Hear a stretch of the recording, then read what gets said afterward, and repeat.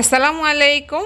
বাজারে কিন্তু এখন প্রচুর পরিমাণে কালো জাম পাওয়া যাচ্ছে। এখন এই কালো জামের ভরপুর সিজন। আজকে তৈরি করব কালো জামের জুস। এজন্য এখানে পাকা বেশ কিছু কালো জাম নিয়েছি আর কালো জাম থেকে বিচিগুলোকে আলাদা করে নিয়েছি। এবার আমি জামগুলোকে একটা ব্লেন্ডারের জারের মধ্যে নিয়ে নিব।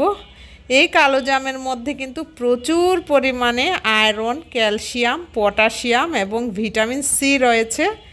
এবার আমি এই জামের মধ্যে ঠান্ডা পানি দিয়ে দিব। এখানে আমি 2 গ্লাস পরিমাণে পানি নিয়েছি।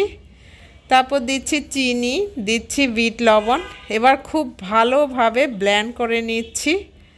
ব্লেন্ড করে নেওয়া হয়ে গেছে। এখন আমি এর মধ্যে 2টো টুকরো বরফ কুচি দিয়ে দিব, দিয়ে আবারও একটু ব্লেন্ড করে নিব। ব্লেন্ড করে নিলেই কিন্তু কালো জামের জুস তৈরি। এই কালো জামের জুসটা কিন্তু আপনার হৃদরোগ, তারপর ডায়াবেটিস রোগীদের জন্য খুবই উপকারী, খুবই ভালো। এই সিজনে অবশ্যই একবার হলেও এই জুসটা বাসায় তৈরি করে খাবেন। দেখুন কালারটা কত সুন্দর।